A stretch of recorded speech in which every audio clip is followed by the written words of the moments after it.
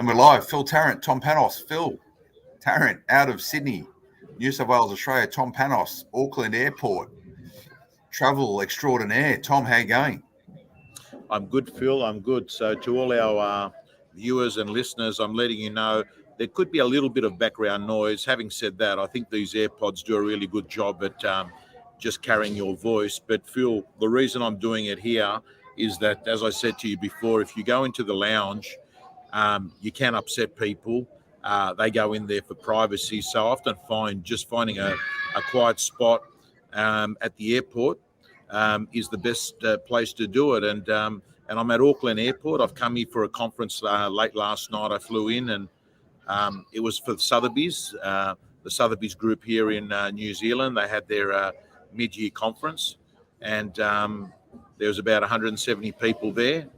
And it's now lunchtime here. So, sorry, it's 2:30 here. It's 12:30 in Sydney, and I'm heading back. And I know that I'm very mindful today, Phil, because you've got a lunch meeting that you've got to attend to. But I'm really pumped and excited today, Phil, because I can tell you for the first time since April, I had my highest clearance rate last week, 8 out of 9. I'm prepared to actually put my neck on the line, Phil, and say I believe that we are very close to the bottom. It's being reflected by the multiple amount of bidders I'm seeing back at auctions. 8 out of 9 is a pretty good result in this market. Marcus Chiminello, who's one of the big award winners for REB, has sold an $80 million house in the last week, sold a $70 million house in the last week.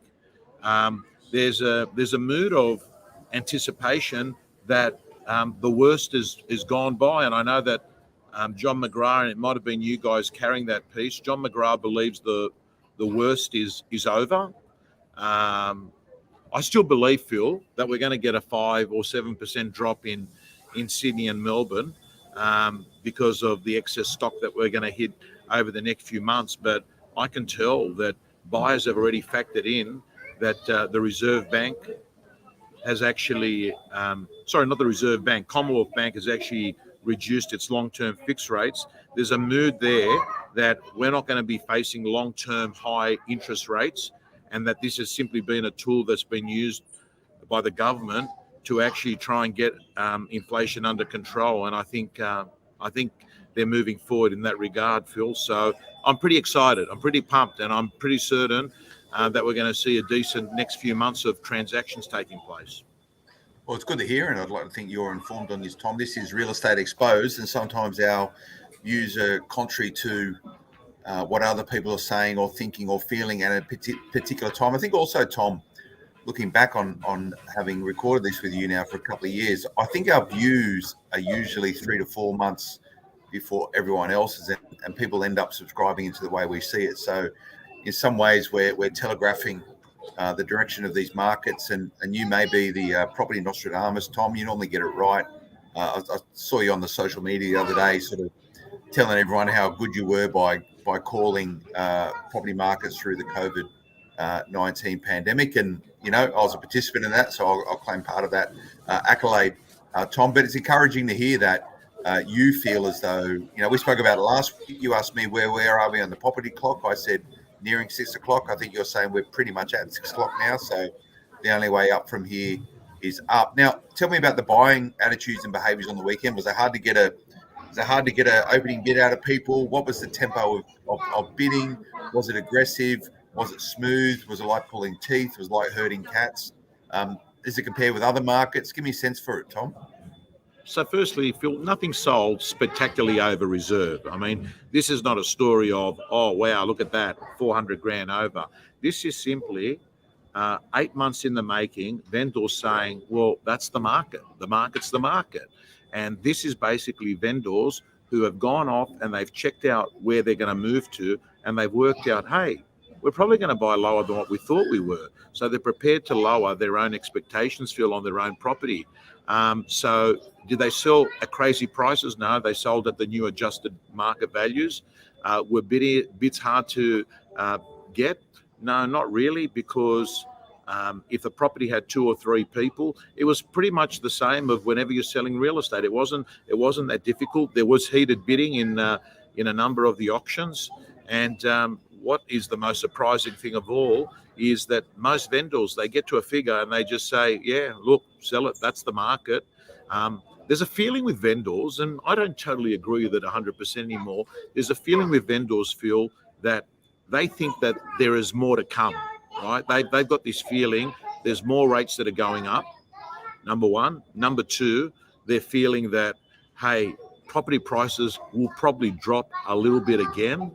And number three, they're sort of saying, hey, I'm sick and tired of hanging around trying to run my life based on the market. I'm going to run my family based on what we want to do. We want to get moving, and people want to move, Phil, in, the later half of this year. You got to remember, the reason why spring is such a strong selling season is it's a barometer. At the end of the year, we want to be into our new home. We got to start school at the new year. People use the end of the calendar year as a bit of a line in the sand. This is where we start our new life. So, yeah. And as David, listen, I've got to tell you, Phil, as far as I'm concerned, I went and presented to a bank on Monday, right? And the bank wanted to get my views on the real estate market, which is interesting because often we get real estate agents that say, hey, we just went to a conference and we had one of the guys from the bank speak and he said this and this and that. Man, it's really, really clear. Every real estate agent out there should understand you are, in fact, the closest person to the action on what's happening in the market. Sorry, gang, the kids jumping up behind me there is kids at Auckland Airport. Phil heard me tell them before. I asked them to actually politely go and play elsewhere, but they've come back again. Here he comes again, this guy here. He just won't stop. Okay. Mate, look, he's a real estate agent in waiting, mate. Look at that tenacity. He wants to get involved.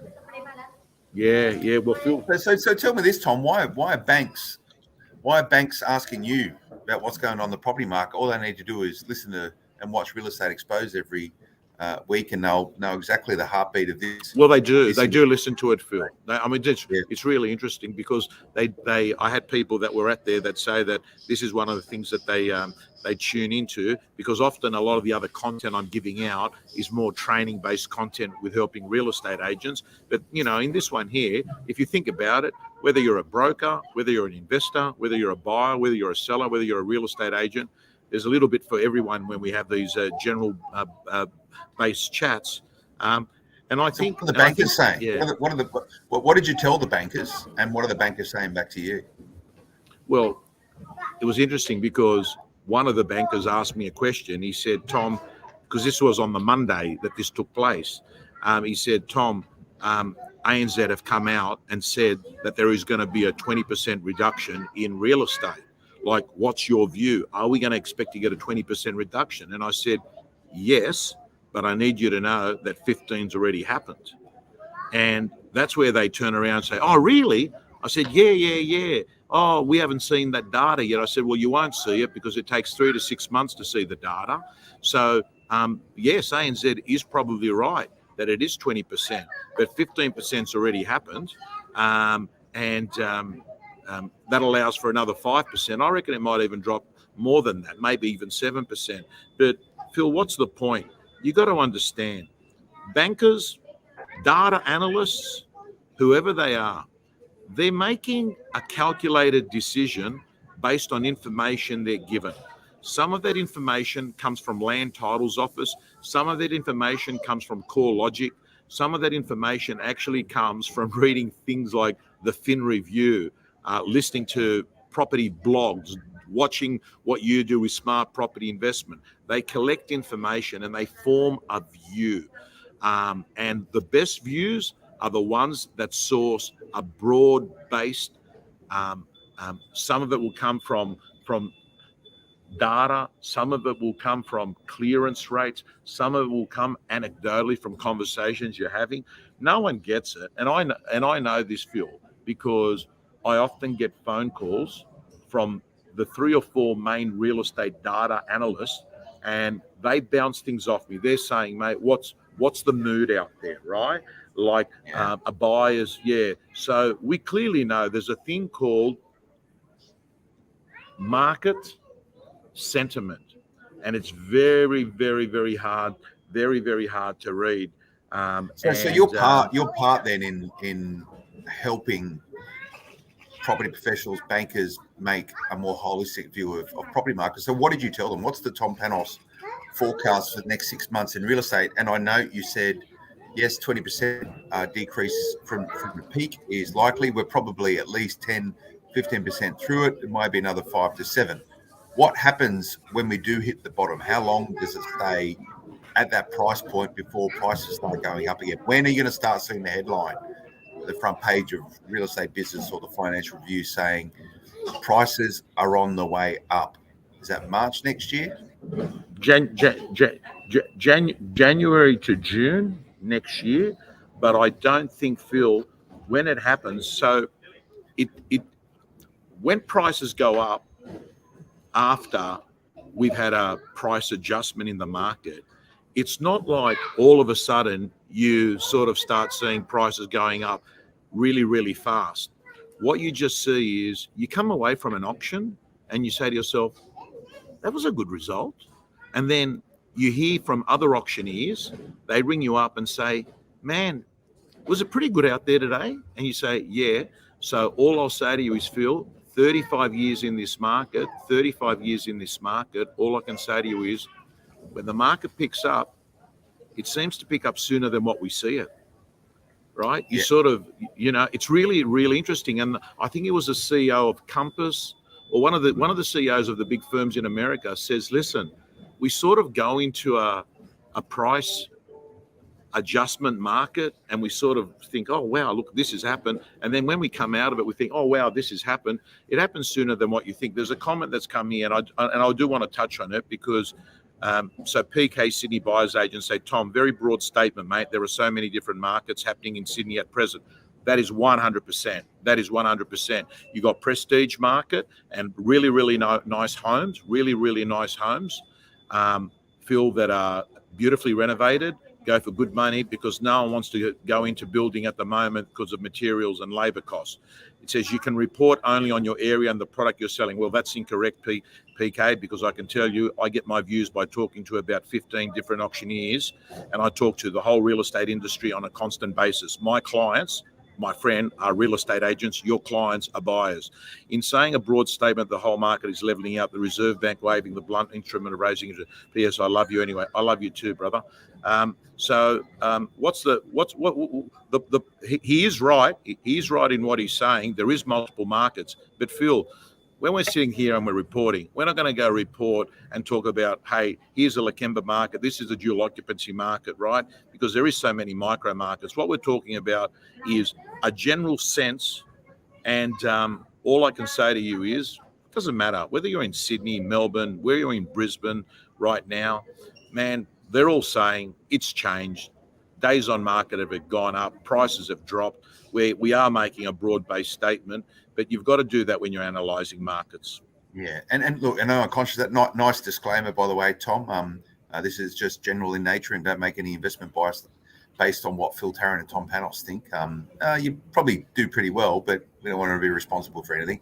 Phil, you want to right now, I reckon you're a smart investor. I reckon that you've got about 6 months thereabouts to get something at good value.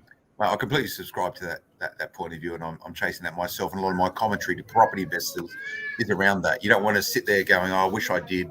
You want to be one of those people that said, I did. And I think back in my investing career, and there's so many moments in time where I wish I did a lot more at that point in time. And I think that's the market we're in right now. So a lot of people are going to be looking in hindsight 3-4 years down the path going, I wish I was a lot more active at that point in time. I think a lot of people are starting to become quite comfortable with the idea of rising interest rates. Let's remember also only a third of Australians have mortgages. 2/3 of Australians don't have mortgages. Luke Moroney, yeah, completely agree. Keep up the good work, mate. But Tom, this is the point. If you're not active in real estate, you'll never benefit from real estate. So if you're a real estate agent providing guidance for your vendors, you need to keep that in mind. If you're selling to investors, you need to keep that in mind. If you're selling to first-home buyers or owner occupiers, you need to keep that in mind. It's a market that's fluid, it's vibrant, and it changes by the day. And for me, I get to check in once a week with what I like to think one of the leading minds in real estate to get a sense check of it. So our commentary is generic in that we're not talking about specific markets. However, you've got your finger on the pulse, the heartbeat of Australian property, because you're on the ground. You've got boots on the ground rather than sitting around 3-6 months like a banker before you make decisions on how you're going to start pricing mortgages or the direction of markets. I'd say whichever bank got you in to have a yarn with them is pretty smart, because what they're getting is market intelligence that is immediate to help decision making. And every single person that operates in property should be doing the same thing: buyer, seller, agent, property manager, mortgage broker, banker. All relevant. So thanks to everyone dialing in and tuning into this, because that's what we get through. Now, Tom, we've got a couple of minutes, got some quick questions for you. Number one, you're back on the block, I hear. What's all that about? We're back on the block. November 5. I've got, so I did it last year and I quite enjoyed it. I actually missed out a whole day of auctions in Sydney to do one auction in Melbourne. But, you know, you get a bit of profile, you enjoy it. The guys that I'm representing, they're fun going guys. I think one of them is actually the PA to Sonny Bill Williams. So they're fun guys. So that's on November the 5th. Is that the speed change one? Is that the one out in the rural area? Yeah. That's it. Yeah. That's it. Okay. Out country, out in a rural part.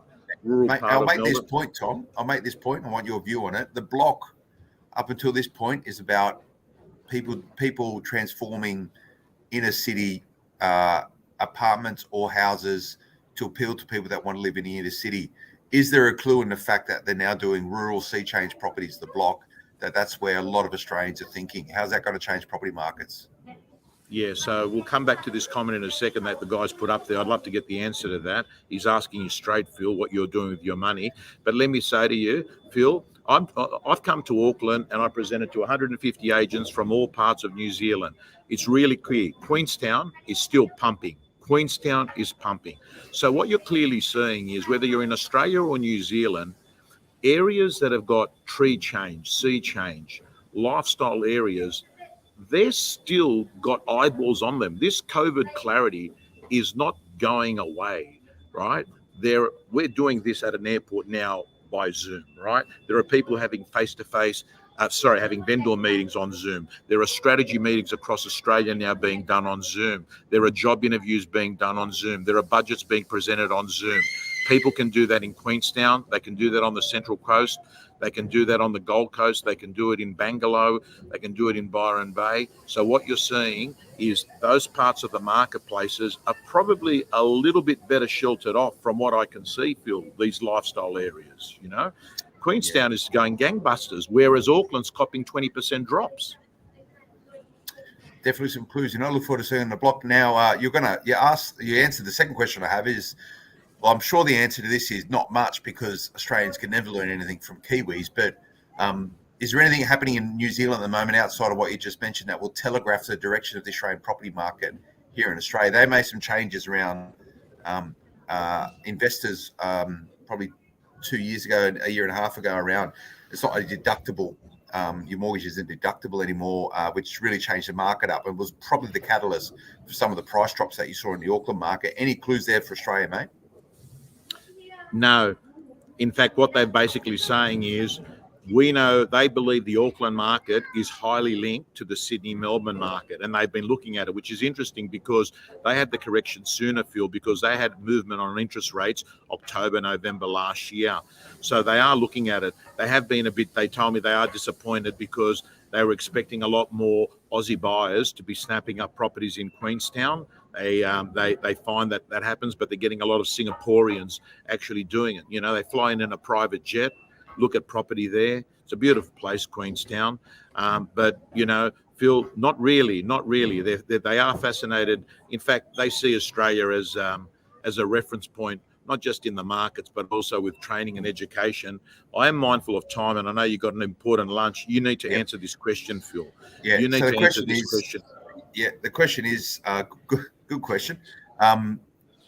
Cash under the mattress, but gearing up for buying. So I'm working with my bankers now to get a good pathway for funding. But I'm keeping my cash under the mattress right now. And for me, that mattress is an offset account, which absolutely minimises my interest repayments on some of the assets that I own. So I highly recommend that to everyone. If you're not buying immediately, make sure your money's doing good use. And if you're paying interest rates now 4.5% because they've gone up on interest only loans, or the interest component of your P&I stuff, that's a huge saving. You're getting 4.5% on your money, and it's completely liquid. You can move it and use it whenever you want. So if you're not deploying that tactic and you don't know what I'm talking about, speak to your mortgage broker.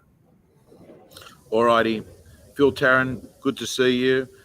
To our listeners, this is a permanent record. You can keep this going, and then in 6 months' time, if we're very wrong, you can remind us, because it's not going away. It stays online. Thanks, Tom. Real Estate Exposed. See you next time, mate.